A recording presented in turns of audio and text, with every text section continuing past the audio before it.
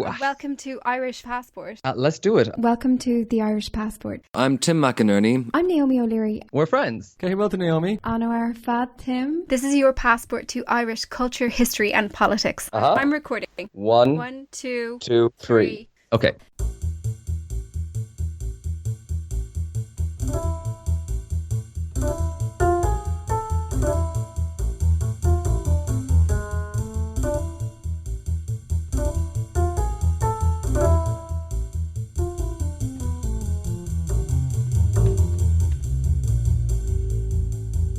Hello everyone and welcome back to the Irish Passport podcast. Today we're going to be discussing a chapter of history that in some ways has echoes in the present. A time of economic nationalism when Irish exports were being hit by crippling tariffs. We are talking about a really interesting point in Irish history, and that is the Anglo-Irish Trade War of 1932 to 1938. This was a time of huge upheaval, which culminated in becoming a really important step in Ireland establishing its independence from Britain, actually. The kind of fun headline we could give here is this was a time of Trumpian tariffs long before Trump. So Britain imposed massive tariffs on Irish imports and Ireland retaliated with its own measures, which is how you get the name the Economic War. It's something as well that has a lot of resonances with the present day, of course, as in both cases, this was economic policy that was very much driven by politics. It was also a time of huge economic hardship for Ireland, particularly for cattle farmers, but also it had a much broader effect as well on things like unemployment. And amazingly, we have an interview to share with someone who actually lived through that time and remembered the economic war of the 1930s and what it was like. That was my oldest living O'Leary relative, Micheál, who I interviewed in 2019 at his home on the townland where my grandfather was born. Micheál O'Leary is my name.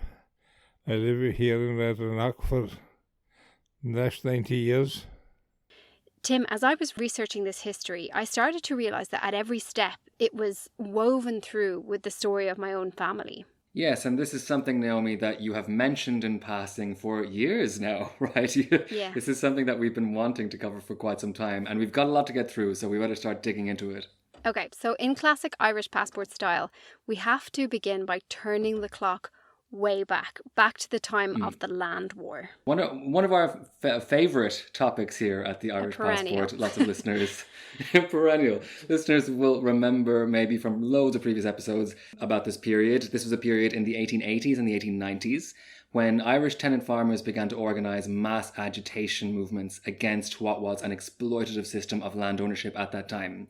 So in a nutshell, since the Cromwellian conquest, almost all the land in Ireland was controlled by this tiny colonial elite. So we're talking about 800, maybe 1,000 landowners in total, owning all the land in Ireland, while practically everyone else rented the land they lived off, mainly as tenant farmers. In general, landlords in Ireland were notoriously neglectful and many were pretty ruthless. So we saw a lot of widespread evicting of tenants on a large scale. This could be quite merciless. The landlords actually organised immigration en masse to the United States or to Canada if they wanted to clear the land for things like ranching, which is something that unfortunately happened a lot. So the culmination of this deep inequality, with all the land held in the hands of a few and a huge mass of impoverished farmers on tiny plots of land who were increasingly reliant on the single crop of potatoes because you could grow them on small plots, it all kind of led to the Great Hunger in the 1840s, which of course killed 1 million people and caused another 1 million to emigrate,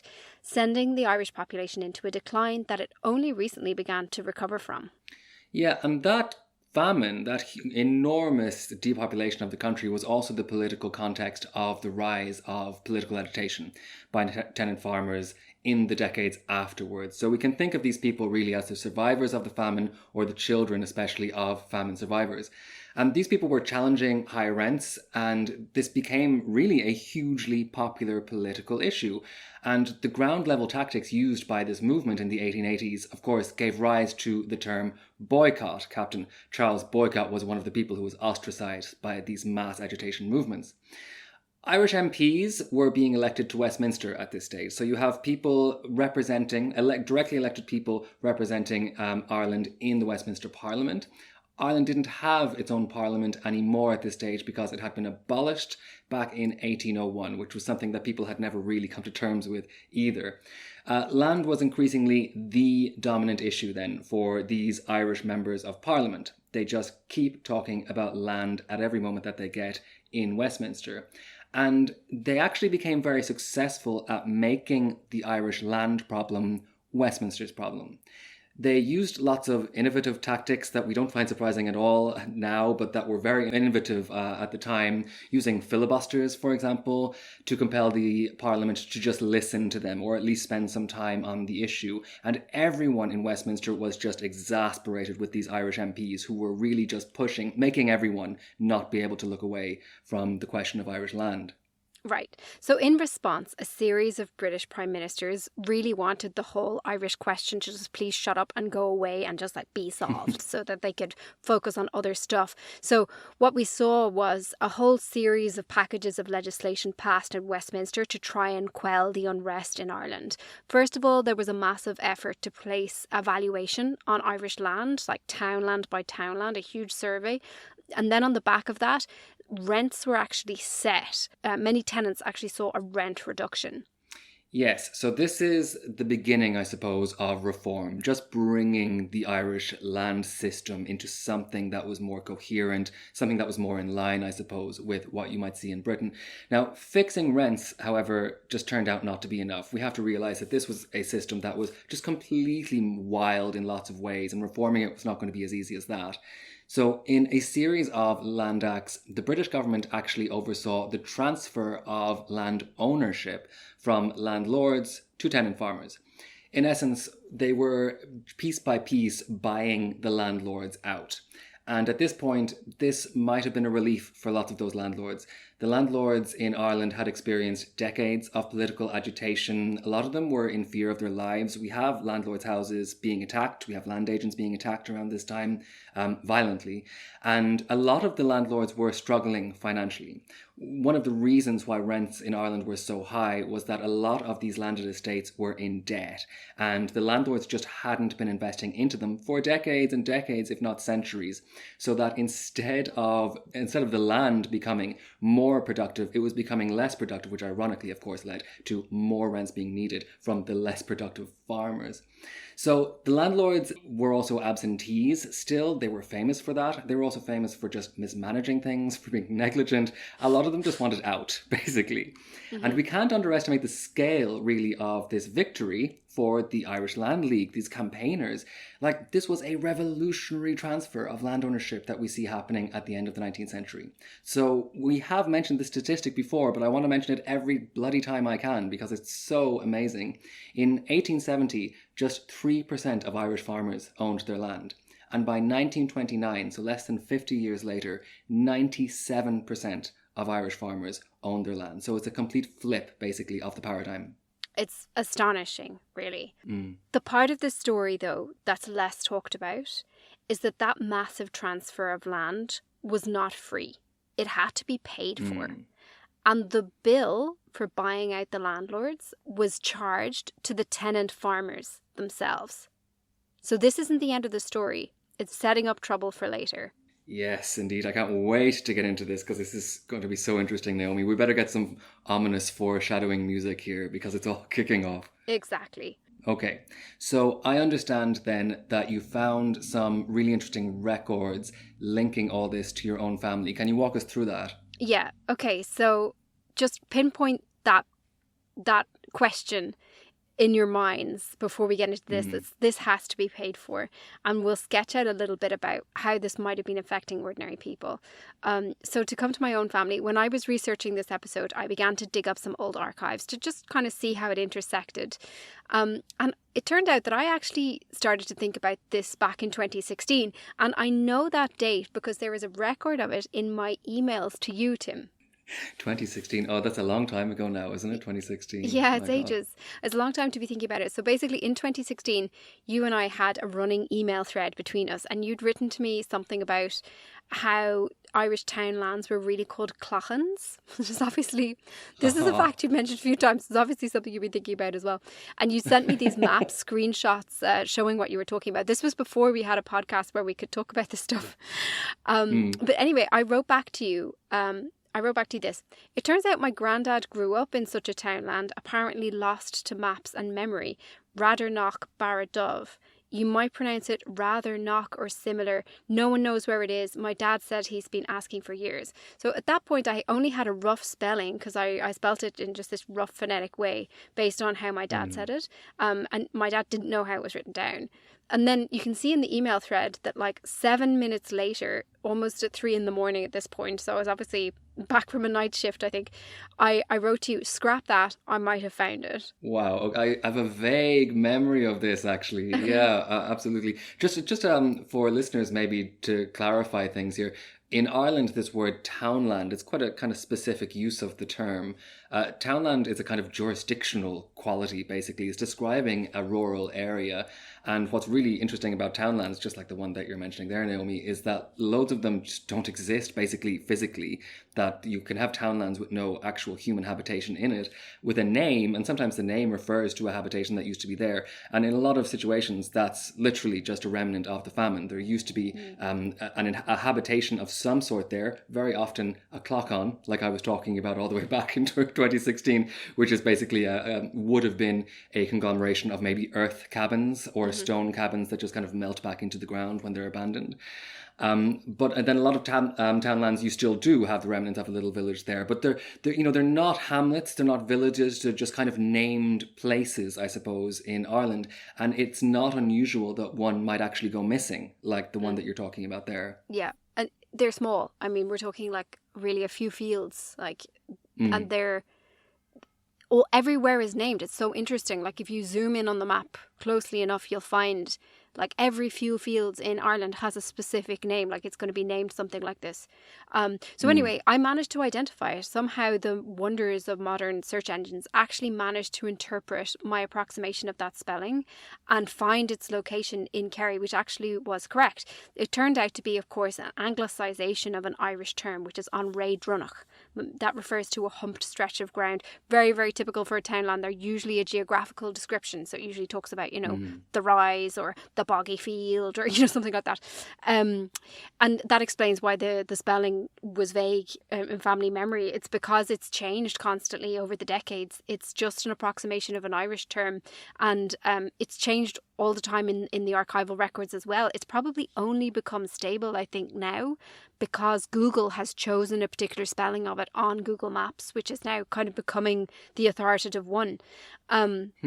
And the interesting thing I discovered was like pinpointing this place was that my O'Leary family had always been said to come from Killarney, but this discovery revealed that that wasn't actually true. It was quite a bit outside Killarney, like 15 kilometres out, kind of in very much rural Kerry. Okay, all right. So what were you able to find out then in the archives about this place? So I was mentioning that Readrinagh is unstable as a spelling, and that's not just the townland name, it also goes for the surname O'Leary as well, which of course is another anglicisation from Lira, the original, in Irish, and that has different spellings in Irish, the old form, which is longer, and then the sort of modernised version, and then in English it can be spelled just Leary with no O, which appears that some distant cousins of mine seem to use that spelling, but looking back through different archival sources, also gravestones, like old documents and stuff, you can find some combination of Learys or O'Learys with Readrinagh, some spelling of the townland Readrinagh, since at least 1852. So one of the earliest mentions I found was a reference to Widow Mary Leary, who I found in the rental ledgers of the Earls of Kenmare. Widow Mary Leary. Wow. That sounds very storybook here. In the rental ledgers of the Earls of Kenmare, it's like a setup for a fairy tale or something we're starting with. Exactly. Now, like the kind of family tree thing is vague and it's not that easy to figure it out, but I assume this is some ancestor of mine. And this is where the story intersects with our Conquest series, because the Earls of Kenmare are the descendants of a guy called Valentine Brown. I don't know if you came across him in your researches, Tim, but Valentine Brown was a fellow from Berwick upon Tweed, and he became the provisioner for Queen Elizabeth I's army. And he had the job of surveying and mapping the lands of Munster during the Munster plantation. And during that job, just doesn't sound like it sounds like he did a bit of an abuse of power here, because he was the one who was surveying and mapping, and he managed to ensure that he himself was given like a massive chunk of that land. He became one of the biggest landowners in Munster. Oh yeah, well you would, wouldn't you? You'd be like, yourself. Yeah, that's my part. Yes, exactly. Yeah. So, and I suppose you take the best part as well. So this is one of these typical planter adventurer types we became quite familiar with in our Conquest series this year, right? Yeah, exactly that kind of guy. And you'll like this part, Tim, because his family and his descendants had so much land, like enormous tracts of land, parts of Munster. Over time, they had to also accumulate the trappings of aristocracy to kind of justify them having all this land according to the social ideology of the day.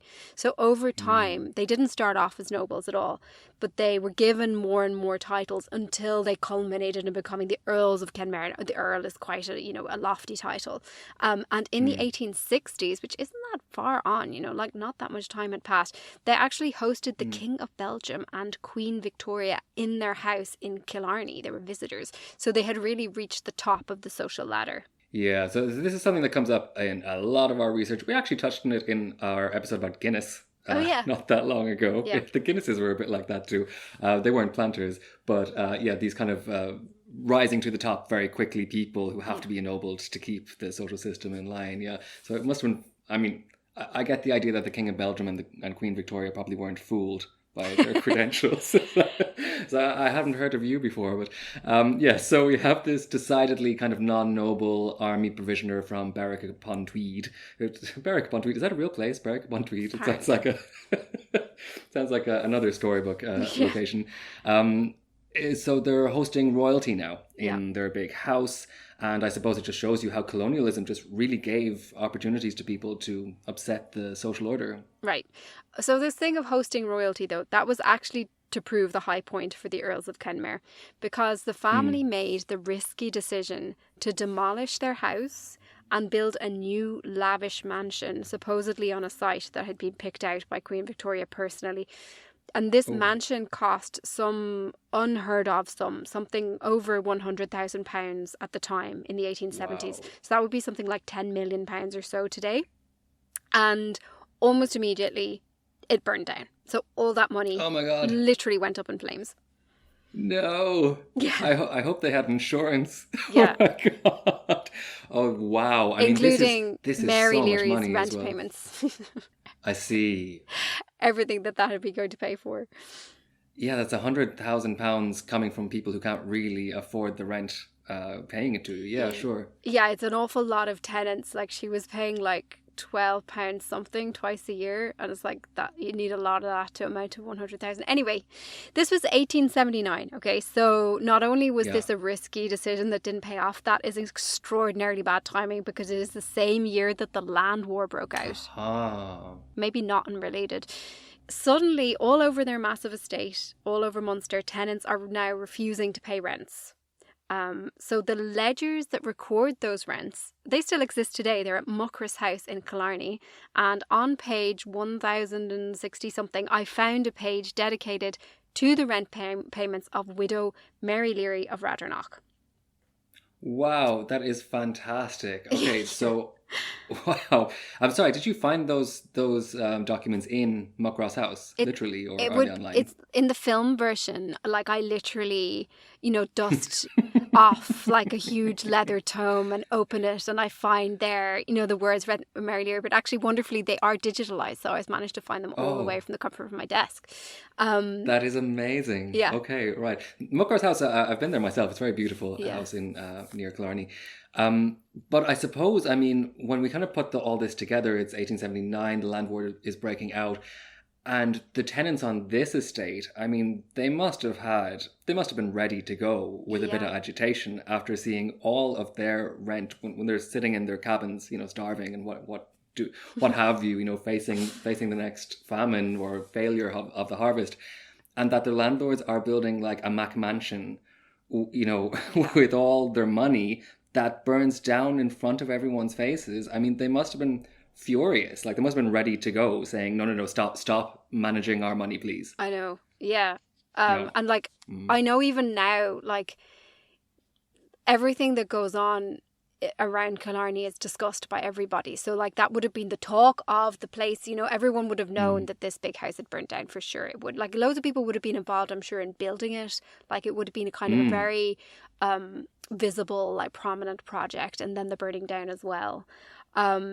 So we can, anyway, looking at the rent ledgers, which escaped the fire, it would seem, what the page shows is that twice a year, every year since 1874, which is when this particular page begins recording, widow Mary Leary is recorded as paying £12 10 shillings in rent. So that was collected twice a year, in spring and autumn, on these particular days that were called Gale days for some reason. I'm not really sure, but those were the collection days.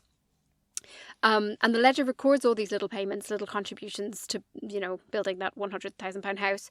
And then suddenly in 1880, something changes on the page. So you can see in the left-hand column on Mary Leary's page, there's this cursive handwriting in ink, and it starts to record the word arrears.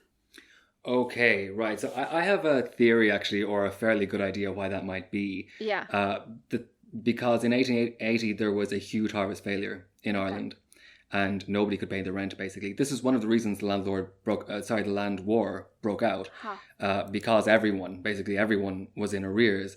But what normally happened in the system, in Ireland especially, was that everyone was always a little bit in arrears. That was just how it worked. Like, the tenants were always in debt because you just couldn't guarantee a payment, especially when the rent was so high. You couldn't guarantee those payments consistently every year, because it would change every year with how the harvest worked out. So you might have one bumper harvest where you get to pay off your debts, but then a lot of years you're going to have harvest failures where you just can't pay your rent like you normally do. So normally landlords were supposed to be flexible with arrears like this. It was expected of them, basically, to be flexible with the tenants. But what was happening in Ireland in the 1880s was that so many landlords were absentee that the land agents who were managing the estates had no interest in this flexibility, because they wanted commission off the income. So they were forcing the tenants into starvation, and the tenants had nobody to hold to account, because the landlords were off in London somewhere. So the tenants couldn't even say, my family are starving, you're supposed to be protecting us. What the hell's going on? The land agents wouldn't listen to them, right? Yeah, so I'm not surprised that this starts there, that she's coming into debt here. So it wasn't just Mary Leary. Okay, so we don't know why it was. Like, she could just be hard up. She could have been affected by that harvest failure that you mentioned. She could have been doing it on purpose. There was huge refusal to pay rents during the land war. Like, it did emerge as a political tactic. And arrears to the Kenmare estate specifically actually doubled between 1880 and 1882. Right, so this would be it as well. So yeah, exactly. What you have in 1880 is that when people can't pay the rent and landlords start demanding that they pay their rent, or we will evict you, which is of course what they start doing, carrying out these mass evictions, that's where the organisation of the Land League comes into play, where you have everyone saying, no, nobody's paying rent. If you start doing this to us when we can't pay the rent, we're not paying rent at all. So yeah, very exciting moment. So the estate is in financial difficulty at this point. The house is burned down. Now they can't make, they're not collecting what they thought they would be collecting from all the land.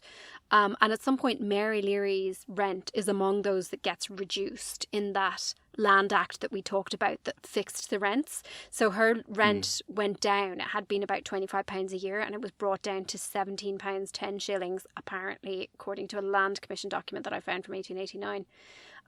But as we know, those rent reductions weren't enough. This land is going to end up being actually transferred to tenant farmers. And at some point around the turn of the century, this O'Leary family became the owners of the land at Readrinagh. I don't know exactly when, and I don't know what the terms were, but I might find out one day, because the documents probably exist. So basically the Land Commission that oversaw all of this They have a massive amount of documents, okay? And they are not particularly open to the public. I spoke to a specialist whose job is basically to find out records from the Land Commission. This is sometimes done to establish the ownership of a property in Ireland where records have been lost. You basically just track stuff back in history and you can prove it that way. And they said, if you're looking for this particular document, probably there's a box somewhere in the Land Commission archives that has a label on it that says Kenmare Estate. It might be one box. It might be a room full of boxes. And what you'd need to do is like make a request to them about what's in it. And then you could find out that there's like one single damp spotted page which tells you nothing in that box, or it could turn out to be like literally thousands and thousands of pages, like you just wouldn't know. But it costs a lot of money and time, so maybe that's something for the future. I can see it now, Naomi. more dusty boxes. Twist, you are the heir to the Kenmare estate. Yeah. Mary O'Leary was left everything. Anyway, right. Indeed, yeah. Here's hoping. We'll have to wait. So, okay, so this is really interesting. So you now have your family. They're no longer tenant farmers to the Earls of Kenmare, but they're small proprietors on the same land that they had been renting. Yes. So what was their life like at this point? This I can tell you about because I actually have a first-hand source. Because what happened is this, basically. When I started asking questions about this place called Readrinagh, my dad went to his cousins in Kerry and started asking them questions. And in that way, I actually found out that our family, the O'Leary family, was actually still on that land. Okay, we were still in Readrinagh, like 175 years later. The man living there was a farmer called Micheál O'Leary. He was 92 years old, and he was my grandfather's nephew, or in other words, my dad's cousin. And that land, Readrinagh, that was where my grandfather was born. So it's all the same place. In 2019, I travelled out to the place itself, Readrinagh, to meet him and to interview him about his life. Micheál O'Leary is my name. I live here in Readrinagh for the last 90 years. And my father was here before me and his father was here before him. So just to describe what it's like, it's at the very end of like a very narrow bowreen, just like a tiny, not even really a road, like a laneway. The farm is there kind of sloping down to the left where there is a stream that runs at the end of the field. And there's a farmhouse which is called the New Farmhouse, although it's like a century old. And then on the right, there's the quote-unquote old house. And that's mostly turned into shelters for animals. So there's one wall remaining of the cottage, which would have been where my grandfather was born. It's kind of like these really old-looking grey stones that are kind of flecked with white paint. And the wall has become one wall of a large modern barn where all of these sheep are kept. When I visited, Micheál showed me around and he told me about what the cottage had been like, what life was like on the farm when he was young.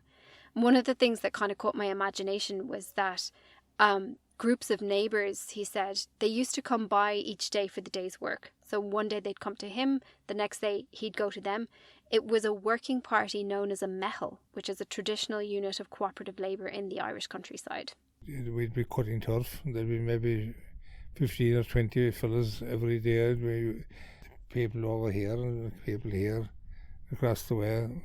They'd come to me today and we'd go to him tomorrow, and the same with the other people. They'd be all with mehels, we call them.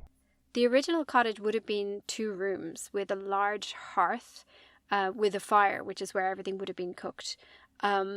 Food was potatoes, apparently. They used to grow everything, like one field was always left for potatoes. They would sometimes have pork because they used to have pigs, and that would be like preserved in these barrels that would hang from the roof, Micheál told me. And they would supplement that with meal or flour that they would buy. And the way they raised money to do that is they would sell turf or rabbits that they caught. He told me a little bit more about that. The farmers rather him kill a pig that him. Pork like the most of the time. That'd be salted, put into a barrel and salted, and taken out into there'd be crooks along the roof. And to be hanging off of them, and you'd be used after that. And potatoes, that field there now from those, that'd be all potatoes, and we sold some of them. We'd take them to Killarney, they'd be marketing in Killarney every Saturday. And you have the bag of flour. Then there was no such thing as buying a loaf of bread. Every woman would be baking bread. And they had no ovens. Well, they had the common oven that put the coals up on top of the cover. There'd be a big fireplaces, different sized pots and the kettle. And this crane, then there'd be crooks coming down off of that. So they'd hang the pots up for that, and they'd put the fire under them then. What he's describing is a time before electricity. So locals at that point, they used to keep the time by the trains that used to pass. There's a train line that runs nearby between Dublin and Killarney, and the nearest phone was several miles away walking. Trains are the times keepers, and the trains are great all the time. The trains are great timekeeper all the time. Another one did it 10 and 12, and it was so often. There was no one with a clock or a watch. Sure, there was no appointments much of anything. There were no phones or no. Sure, even in the 50s, there was no phone. Many of Micheál's earliest memories involved being hungry. So one of the hungry stretches he described was this really long time that it took to build the fire and cook the food after a day's work. And one of his earliest memories was the hunger he felt. One day when he was very young, he was given the job of driving a cartload of turf to Killarney. He calls it a rail of turf. It's an Irish term. And on his way back, it had taken the whole day and he hadn't eaten anything. The donkey started to not cooperate and try and run off the road, and it was really frustrating. What's your first memory that you can remember, your earliest mem? Oh God. One of the toughest times I ever had, I think, was we used to carry an rail of turf to Killarney to sell it. And I went 2 or 3 of us used to carry donkey rails of turf to Killarney Saturdays just when we'd be off school. But I sold it one day. I had a young donkey. And I sold the rail of turf for 2 shillings, 2 old shillings. So it was 24 pence. That money. But I was left here in the morning at 6 o'clock and went into Killarney with my donkey and rail of turf and sold it. And we was coming home that evening, then it was all day and nothing to eat. And I was coming out with there behind Bordeaux. And the donkey wouldn't let me go anymore for me, and I had an awful time before to try and make the house with him. You couldn't make the donkey move? Well, he moved away, but very bad. He was trying to stop and pull into the deck, and I won't forget that anyway. Oh, glory be to God. Both of Micheál's parents died young, so from quite an early age, he and his 6 siblings had to do a lot of work to look after themselves. And he told me that one particularly difficult time was the 1930s.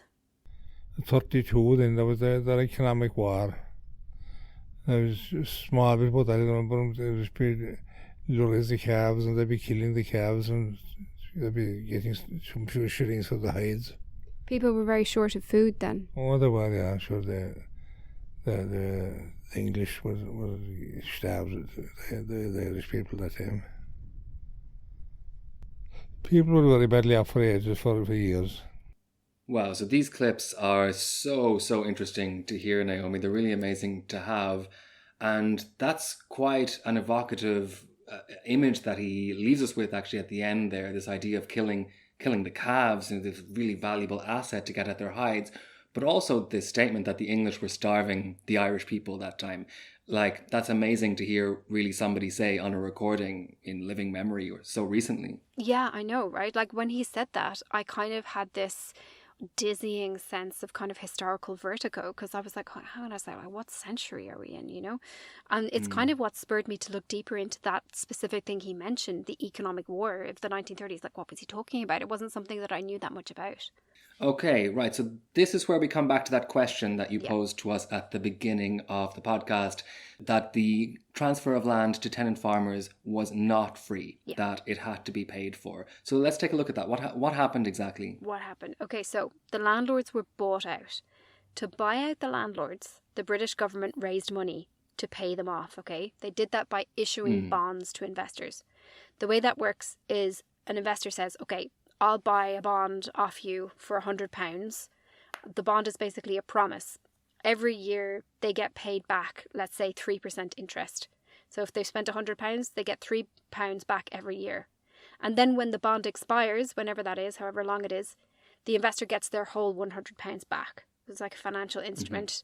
This was actually quite innovative for the time. Very normal now, but quite innovative then. The British government was given loads of money by investors in return for these land bonds because, they're guaranteed by the British government, so they were considered to be a really sure thing. And then the land was given to the tenant farmers, but not for free. Each year they had to pay back what were called annuities. These are annual repayments of those land bonds. So in really simple terms, instead of rent payments, they now had mortgages.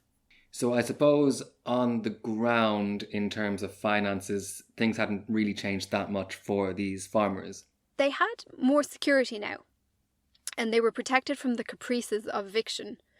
And being the owners of the land is, of course, really psychologically different to being tenants, It feels much more secure.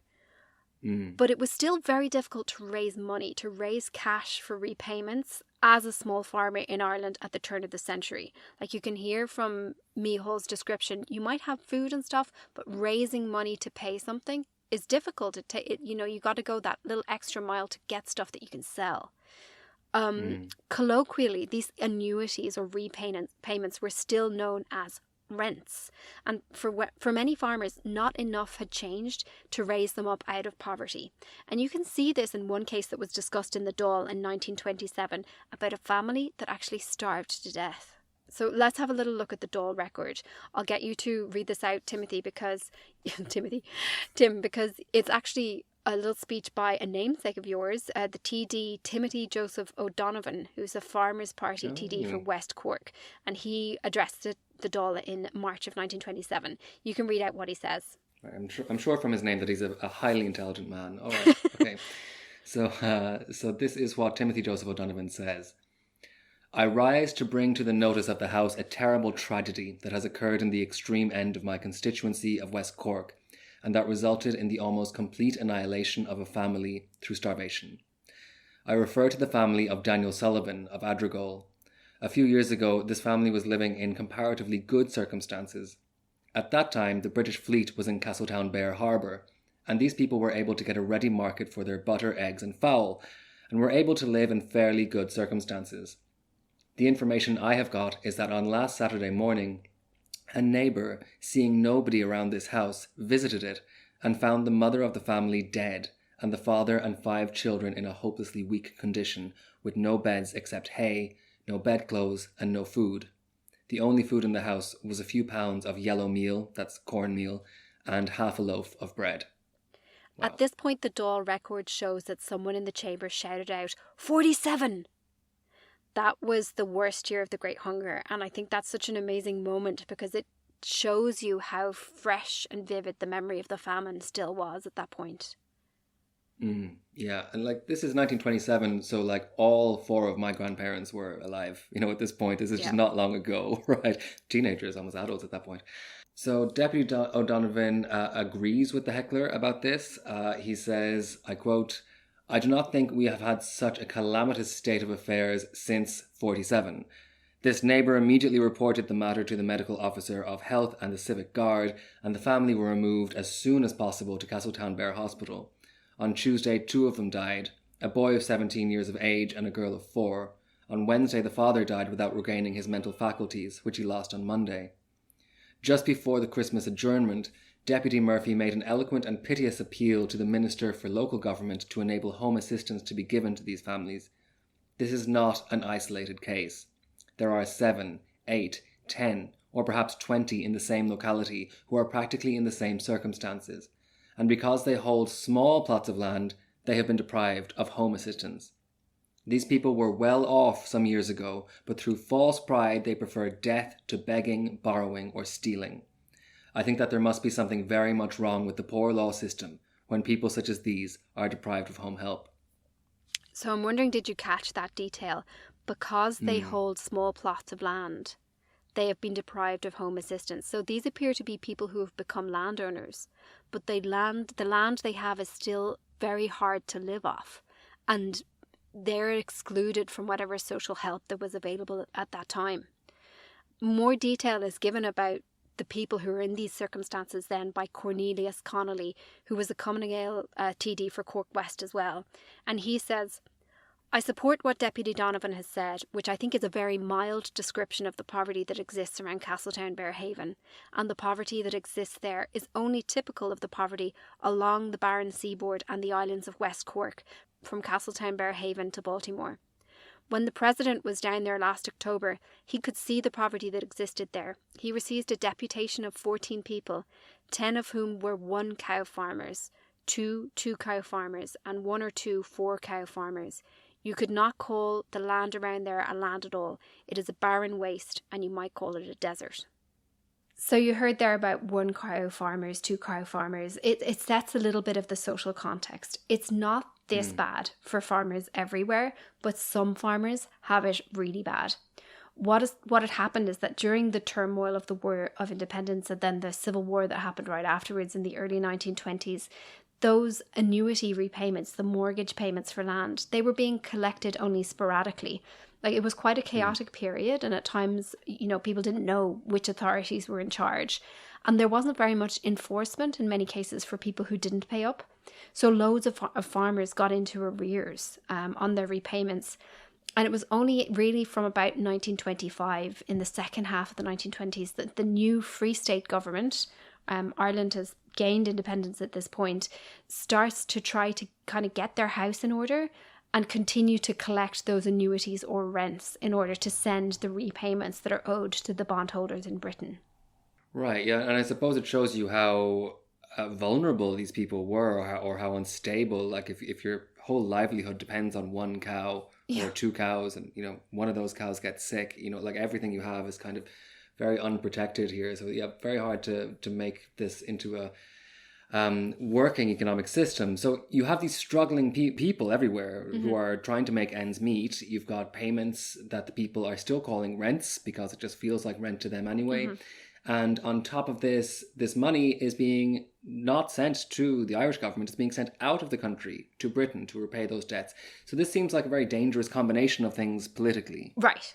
And on top of this, remember the context that at this point there are loads of people in the country who don't recognise the legitimacy of that Free State government that's now trying to collect on the annuities, So when the Anglo-Irish Treaty was signed, Ireland had fractured into these camps, and a bunch of people who opposed the treaty refused to recognise the new state because, 1, it didn't include Northern Ireland, and 2, it didn't quite achieve a full republic yet.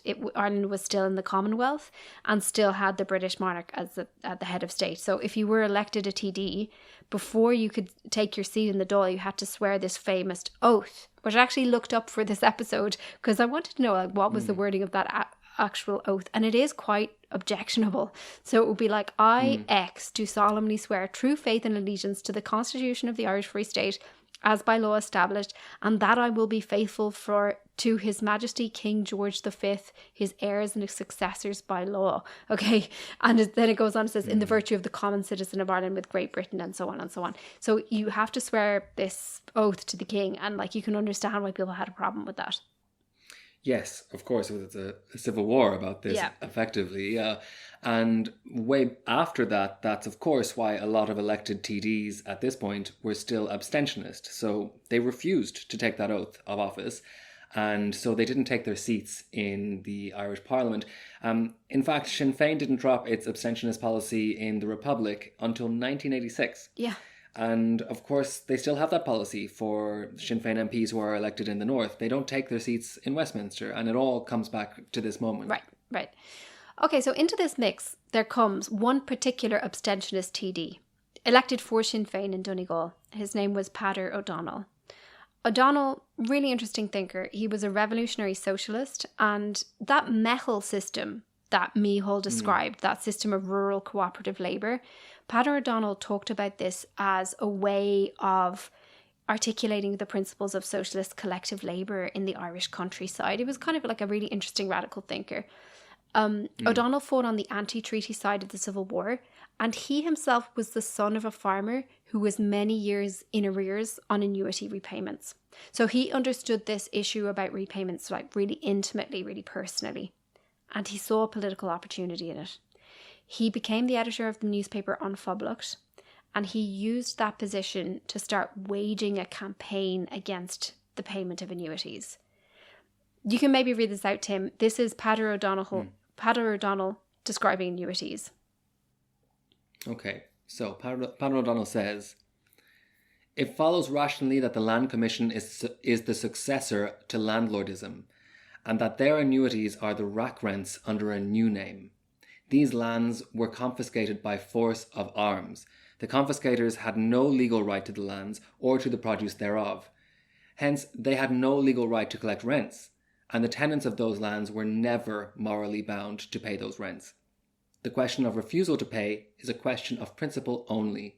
If land annuities must be considered legal, the British conquest must be considered legal also.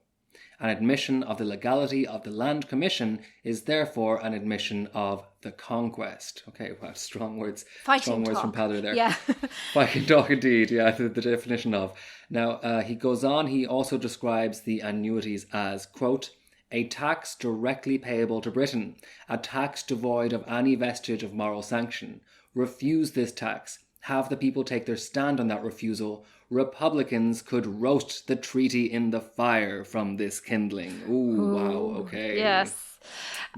Very potent. And that part's really important. So he saw an anti-annuities campaign as something that could actually help him overturn the entire Anglo-Irish treaty to, win the Civil War, as it were. Wow, yeah, okay, so roast the treaty in the fire from this kindling. Yeah. I mean, it's kind of quite militaristic talk there that he's coming out with. Yeah. And it's a very sensitive spot that he's managed to target here, actually, because, like he says, not only do these annuities make the Free State look like British colonial administrators here, they're imposing heavy rents on the poorest in society, even if, those people end up starving or what have you because of this. Like, it's not a good look. It's a look that's associated with what came before. But also, like he says, all this money is going straight to the coffers in London. It's like he characterises it as a tax to Britain, because, of course, it's paying back the debts for those bonds. So O'Donnell has really picked a very strategic way to undermine the actual basis of the state itself here. Right. So what happens is that from about 1925, when the Free State began to enforce the collection of annuities, they started to face exactly the same kind of tactics that were seen during the Land War. Resistance, boycotts, stuff like that. Sheriffs and agents who were sent to seize cattle and property in lieu of payment could be attacked. Sometimes cattle were seized back in counter raids by farmers and their neighbours. And then property that had been successfully seized would be auctioned off, but the local community would sometimes boycott the auction. So anyone who bought the requisitioned land or cattle would face social exclusion. And, it was really difficult to basically enforce. It's absolutely amazing to see these things coming back again. Yeah. I think there's two things you can rely on in Ireland and in Irish history, Naomi. The first one is cattle raids, and the second one is boycotting. So we've got an ancient and strong historical narrative there. But this is a massive problem for the government that's coming out here. Their whole kind of system of enforcing, I suppose, fiscal order on the country is falling apart. Yeah, it's a legitimacy crisis. Yeah, a big problem. At the time, this is a Cumann Gael government, okay, the predecessor to Fine Gael. And their main opponent at this time is the leader Fianna Fáil, Eamon de Valera. De Valera, an anti-treaty guy, but no longer abstentionist, he's taken up his seat in the Dáil, and his idea is to try and use power to dismantle the treaty from within, okay? He, in a way, he's competing for support with the votes for those more radical Republicans and the Sinn Féin TDs. So he sees that growing anti-annuities movement and he thinks, okay, we need to own this issue. We've got to get involved in this. Okay, right. Now it's worth stopping for a moment here and pointing out how familiar all of these positions are. Yeah. Like, we're talking about events from a century ago, but a lot of the positions that we see here are also still there in current day Irish politics. Yeah. Like, we have this idea of, quote, burning the bondholders. Exactly. Yeah. So that was like this big movement in the economic crisis that Ireland had in the wake of like the global 2007-2008 economic crisis, where Ireland was getting this bailout. Ireland, basically, the public had to bail out, take on a lot of debt, basically, to bail out Irish banks. And there was this huge movement of burn the bondholders, basically saying it's those people who lent money to banks in the first place that should be burned, not the Irish people that should assume those losses. And it was so interesting because it kind of pitted really similar forces against each other, like Cumann Gael / Fine Gael as they are now. Like, Cumann Gael back then were arguing for fiscal responsibility. You know, they were saying that Ireland can't burn the bondholders because the country needs to borrow money on international markets, and if you default on the debt, the credit rating will be damaged, you know. All this, and kind of casting it as dishonourable. Well, I mean, like, it is amazing, but like, how does De Valera frame it now from his point of view? Does he want to burn the bondholders effectively, or like, how does Fianna Fáil articulate its position here? It's a really interesting sort of middle ground. So typical Dev, you know, very complex. Eamon De Valera makes a big speech in 1929 in the Dáil, and he proposes a motion for the Irish state to stop sending annuities payments over to Britain. So an anti-annuities speech. He tells the Dáil they're sending over £5 million a year to Britain, and he describes this as a free gift that Ireland doesn't need to pay and isn't in a position to pay. That's his argument. Basically, he argues that a 1925 agreement that had been made between Ireland and Britain, that Ireland would keep sending over these payments, is invalid because it was never brought before the Dáil. He describes it as like a secret agreement made by the Minister for Finance. And he argues that if Ireland stopped paying, technically wouldn't be defaulting on any debt because it was Britain who borrowed this debt to begin with, and it's Britain who's the guarantor of the bondholders. So the bondholders themselves would never get burned, and it would just be the British state that would take the hit. So De Valera says of the bondholders, quote, "The people who owe them the money are the British government. By all means, let the British government honour their obligations and pay their debts. We should do as we are entitled to do, keep this money in our own treasury." Okay, all right. So this is a pure Dev, of course. Pure, unadulterated Dev, yeah. Unadulterated Dev, yeah, exactly. 100% Dev there. There's three things I think that we can see. So Dev's whole approach to power, I suppose, was that the Brits had gotten away a bit scot-free with way too much after the Anglo-Irish Agreement. You know, that's very much where he came from politically. He understood this as Westminster having basically pilfered Ireland's resources for centuries, and then they just walk away and, you know, say, look after yourselves. So, like, you know, he doesn't have that much respect for that, so you can see where he's coming from in that regard. And of course, you can see where he's coming from in respect of this tiny, broke little country, you know, and this imperial master of half the globe, you know, right beside them. It's like, they can probably afford it. I mean, yeah, that's where he's coming from as well, and when he says things like this. So you can see he wouldn't have that much compunction about saying, like, we're not paying off any more debts to you. He wouldn't feel bad about that. But secondly, like, he's not afraid to be balchy. You know, we have to remember this about Dev. He doesn't care if he causes upset in Anglo-Irish relations because he wants those relations to change fundamentally anyway. He doesn't want to keep the status quo where they're pledging allegiance to the British king. Yeah. You know, like, he wants things to change. And thirdly, he's very aware that, like, this is a lot of potential state income that we're talking about for the Free State. You know, £5 million is a lot of money for him. And the Free State is in desperate need for cash. So even if there's fallouts from this, even if it causes a diplomatic incident, which he must have been pretty sure it would, it was probably worth it, I suppose, if those payments got to the Irish state coffers instead of to the British state coffers. Like, that was just a financial gamble, I suppose, willing to take. There's an interesting other aspect as well, which I might point out. His main opponent in this debate in the Dáil is Minister Hogan, Minister for Agriculture Hogan, which kind of like messes with my head because very recently we did have a Minister for Agriculture Hogan. They're actually not related. This is a Patrick Hogan, but yeah, also Fine Gael. Kind of it's strange. Anyway, Minister Hogan says that De Valera is being trapped into this position because he needs to compete with Sinn Féin, basically. So what he frames it this way. He says this issue, quote, was first taken up seriously by an organ called An Phoblacht, and the minute it was taken up by that organ, Deputy De Valera had to take it up also.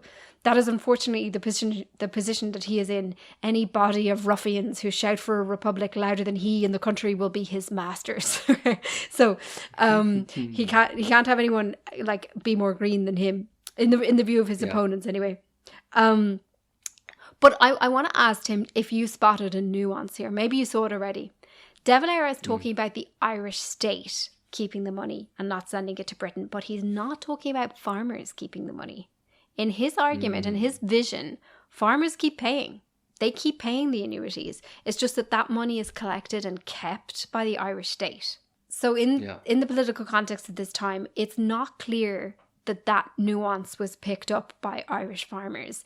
And that Minister Hogan, who I mentioned, the Cumann Gael minister, accuses De Valera of being deliberately misleading. So he quotes out a whole series of like media interviews that De Valera had given, in which De Valera is suggesting that farmers will get payments back in some way. And he basically accuses De Valera of sending down unimportant Fianna Fáil TDs into the countryside to speak to farmers and make them all sorts of promises that they won't have to pay annuities. And then it doesn't matter to him if that's broken, because he can just say that the TDs went off script or whatever and were speaking out of line, but they've already got the votes in the bag. So Hogan says, quote, the policy of persons opposite, he means Fianna Fáil, is to try and induce the farmers to support them in the hope that they will have to pay no annuities. And for having stated that this entirely dishonest campaign is really directed towards conveying to the farmers that if this campaign succeeds, they will not have to pay anything. Imagine that, Naomi. De Valera sending a set of representatives to represent him so that he doesn't have to take the blame for something that he can controversial. cut off later. Surely not. When has that ever happened? If only there was precedent for something like that. Anyway, so did it work for him this time? I mean, it seems to be a fairly reliable strategy. It worked. Personally for Yeah, him. of course it worked. It worked. On the back of this land annuities campaign, Fianna Fáil swept to victory in the 1932 election.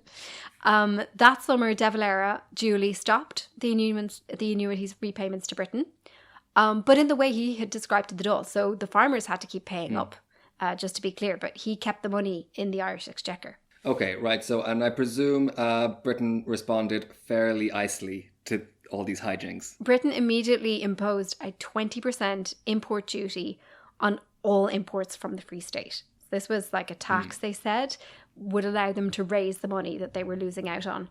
Now, this is massive for Ireland. At the time, 90% of Irish exports went to Britain.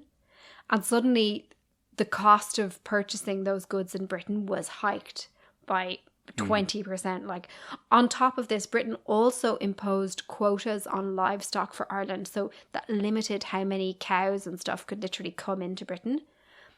In response to Britain's tariffs and quotas, the Free State retaliated. So the Free State then imposed its own import duties on goods, both from Britain and Northern Ireland. And these were coal, cement, steel, iron, machinery, electrical goods, and so on. Right. Okay. So two things that each other needs, I suppose, is how we should look at this. Yeah. Like cattle imports to Britain were so big because just the island of Britain doesn't have enough room for the amount of cattle that it needs to feed its people. Yeah. And all that roast beef, all that famous roast beef that the British love so much. So Ireland was the producer of Britain's cattle. It basically always had been. Yeah. And vice versa. Ireland, of course, needs coal. It doesn't have any coal of its own, and it needs industrial products like cement and steel. Yeah. So it's not like they can just stop importing this stuff. They just have to basically up the ante or really go without stuff that they really need or really pay out of pocket for it, I suppose. And it's a pretty bad effect all around. It was devastating for the Irish economy. I mean, there are some suggestions it reduced employment and stuff in Britain, but the effect on Ireland was massive. Like you say, Ireland just doesn't have coal, and you can't just invent coal, although they did start extracting peat at a much greater rate. But there were huge shortages of coal that was needed for all stuff, kind of stuff like train travel and things like that, which all got reduced. Like use of electricity got reduced. Unemployment surged. Cost of living went up massively. Immigration increased. And exports to Britain declined by about a third. Perhaps the biggest effect was on the cattle industry, on cattle farmers. Exports to Britain dropped by a third in that too. And suddenly this meant that there were all these spare cattle in Ireland, all these cattle that were no longer being exported. There was a huge excess. And it meant that the value of cattle plunged. So the money you could get for a cow was hardly anything. They were like almost, you'd spend more feeding them than you would get for them at market. And that's why we hear Micheál talking about killing the calves for the sake of selling their hides. Wow, right, okay. So this is really just Ireland's kind of primary industry that is flailing here. Yeah. I do seem to remember in some previous research we did, reading about De Valera's government buying cattle, actually just the government buying cattle in order to try and keep things afloat. Yeah. So basically it's kind of like, the government cheese or stockpiling olives or whatever, just to kind of like keep economy on the narrow. Yeah. So what is De Valera's long-term strategy here? Because, all this devastation is playing out in front of him. I'm pretty sure it's probably not making him very popular here. What's he going to do with this? De Valera had this idea that if trade was damaged with Britain and British imports became more expensive, it might encourage Ireland to be more self-sufficient and actually develop its own industry, its own factories and stuff. That didn't really happen. Like, to a small extent it did with things like cement production. But overall, the economy was definitely damaged, and Ireland didn't really become more self-sufficient in the way that he'd envisaged until about 1972, when it joined the European Economic Community and suddenly had access to all of these alternative markets. So that was the turning point. But it didn't really happen at this point in the 1930s, and the Irish economy was really damaged, particularly cattle farmers. I suppose it's one of Dev's real megalomania moments, actually, this whole self-sufficiency thing. Because it was, there was a kind of ideological side to that as well, right? This, this is the time when he starts writing these famous speeches of maidens frolicking in the fields and etc. And this idea of Ireland being self-sufficient, was a dream kind of his personally. And there is this feeling of I don't care how many of you have to die to get it, even if this were to work, what a incredibly brutal way to try and push it through, with this sudden change in the economy, 20% tariffs anyway. But this strategy, I suppose it fails economically, but it's not the end of Dev by any means. It's very far from a political failure. This is the thing. Strangely enough, it actually really works out for Dev, okay? He's kind of one of those lucky men of history. In 1933, this was like the year after he'd already won an election. It was after he'd started this economic war and the tariffs had been imposed. In 1933, he called a snap election, and he was rewarded with a majority. So he took that as a mandate that the Irish people were behind him, and he had a mandate to do it. The whole affair kind of worked out in his favour, in that he was able to paint Britain as the bad guy and himself as a kind of national hero. The blame didn't fall on him, and instead he actually got massive support for the next things he was going to do, which, as we've documented in other episodes, was, slowly but surely unpicking the Anglo-Irish Treaty and establishing Ireland as a full republic with its own president and not a monarch as head of state. Okay, right. And the annuities, what becomes of them? So really interestingly, the anti-payment, anti-annuities campaign kind of flipped. So prior to 1932, there was division among farmers about whether to pay or not, because some farmers who'd kind of been responsibly paying their annuities year after year really resented the ones who weren't, because in those days, the shortfall in collection for annuities was made up by local authorities. And how do local authorities get money? Through local taxation, or by cutting grants that were available to farmers and local people. So those farmers who were paying felt that they were kind of paying twice. They were paying for their neighbours as well in other ways. Then, post-1932, all this kind of reversed. So the farmers who were the most against paying annuities after the economic war kicked off were the big cattle farmers, the ones who were feeling the most economic pain, who were most furious at De Valera. The Free State continued to enforce payment of annuities, and they continued to seize property and livestock in lieu of payment. But now what you see is, when you go to enforce collections and enforce the seizure of cattle and stuff, the people who are resisting are not anti-treaty Republicans. You have instead the blue shirts. Dun, dun, dun. Dun, dun, Okay, dun. the blue shirts. Yeah. This is a group that, I mean, we have mentioned it on the podcast sporadically. We never really got into them very far. We were overdue an episode on the blue shirts, really. But in a nutshell, the blue shirts are this organization that was formed in 1932 in response to the Fianna Fáil rise to power. Yeah. So they were a right-wing group. They were led by Owen O'Duffy, who was inspired by the fascist movement in Italy.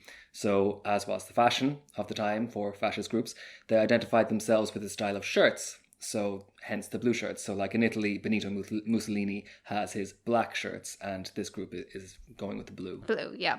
So blue shirts started to get involved in standoffs between cattle farmers and Irish state forces when they were trying to collect. A blue shirt guy called Michael Lynch was actually shot dead in Cork in 1934 as he was among a group of blue shirts who was trying to disrupt the sale of seized cattle. And Owen O'Duffy took up this theme, tried to spread the non-payment campaign around Ireland, but he didn't really have much success with the small farmers because they weren't as affected by the economic war. Then the next thing was, an agreement on coal and cattle, the two most crucial sort of products involved in the economic war that was reached between Ireland and Britain in 1935. And the anti-annuities campaign started to kind of fizzle out. And then finally, in 1938, a full deal was reached. So Ireland paid, the deal was between Ireland and Britain. Ireland paid a one-off payment of £10 million. All the tariffs were cancelled and wiped, and all the quotas were got rid of by both sides. And the annuities were entirely written off. No more payments by anybody. Right, yes. Now, long-time listeners or keen listeners may get the feeling that they've heard this somewhere before because we've seen this deal on a previous episode of the podcast, the one that we made on the origins of Irish neutrality a few years ago. And if you've heard that, you will know that it ends up creating one of the most important geopolitical moments really in modern Irish history because Britain ends up relinquishing its last remaining naval ports in the Free State, which would have huge consequence on the unfolding of World War II. Right, so Britain gave back the so-called treaty ports, the three strategically important ports that Britain had kept control of when Ireland got its independence back in 1922, mostly for military and defence purposes. These were Lough Swilly, Bearhaven and Spike Island. Britain gave them back, and now Britain and Ireland were friends again. So if you read about this moment in history, the kind of dominant explanation for this is that Britain didn't want unresolved issues to be lingering as World War II was then threatening to break out. This was 1938. The idea was that Britain had bigger problems and it just wanted good relations with its nearest neighbour. But I have to say, this answer is not totally satisfying to me. I don't really get it. They're so angry at first about the non-payment of annuities that they imposed these tariffs. But then they're kind of like, yeah, never mind, just give us 10 million. And by the way, here are the ports as well. I don't really get it. Surely in the context of the war, they would have additional reason to want to keep the treaty ports. Yeah, it is something extraordinary, isn't it? Yeah. It's such a huge concession that they hand over in this moment. And it's not like people didn't realise that this was a huge concession. Winston Churchill famously was furious about this happening. Yeah. And we looked in that episode I mentioned earlier about how he actually predicted what would happen after these treaty ports were handed over, that De Valera would declare Ireland neutral in any coming war, as seemed likely, and that there would be nothing they could do about it because they had no military presence in Ireland anymore. Really, yeah, I do find it a bit boggling as well. I mean, I remember from the research for that episode that there was a lot more economic damage done to Britain by the Anglo-Irish trade war than they were willing to admit at that point. Yeah. So they were acting like everything was fine, but it was really hurting them as well. Okay. Nowhere near equivalent to what was happening to Ireland, but damaging enough that Westminster needed it to end right away. And it does make you think, how bad might it have been if they were willing to give this kind of concession? I mean, I suppose, yeah, maybe the public in Britain were a lot less willing to face hardship. So that their government could teach Ireland a lesson, than the Irish people might have been willing to face so that Ireland could get economic independence. You're not dealing with the same public really in both ways. But no matter how you look at it, I mean, this is a remarkable win for De Valera. It's a remarkable win for De Valera. In a way, it doesn't make sense, you know, like you shouldn't necessarily have gotten away with it, but he did. Yeah, it's amazing, really. I don't know, maybe Britain had just kind of, over generations of politicians, just gotten into the habit that like Ireland just wins in the end. Like in the end, you just give it to them whatever they want, like just make them go away. Yeah. Like maybe that was just become a habit. I don't know. But reflecting on all this, you know, all the research that we've sketched out and how we've come, now we have these farmers owning their land. There are no longer any payments hanging over them. To me, it's just really amazing the story that this tells about the transformation of a country within just a few generations. It's like my grandfather, he was born on that farm, right? The kind of conditions he was born into, you know, cooking over an open fire, 2-room cottage, no electricity, all of that. It's almost unrecognizable to the kind of quality of life that I have today. And that was even achieved actually really with one generation. Like it was really between him and his children that was achieved. What happened to him is he kind of got out through education. He did his intermediate exams. And in and around 1927, something like that, he left Kerry and he got a job in Dublin. And that was his kind of entry into the urban middle classes. All of this was really made clear to me by my conversation with Micheál. So I want to really say thank you to Micheál for giving me that interview. He had invited me actually to go back again and visit him again. And his idea that we would go to a graveyard and a chapel together, where he was going to show me where various ancestors of ours were buried. But sadly, he died and passed away before I could return. But O'Leary's remain at Readrinagh because his children are there now. Oh, wow. Amazing to have that history and to have those memories down, recorded from Micheál, and that the O'Learys live on in Readrinagh. That's incredible.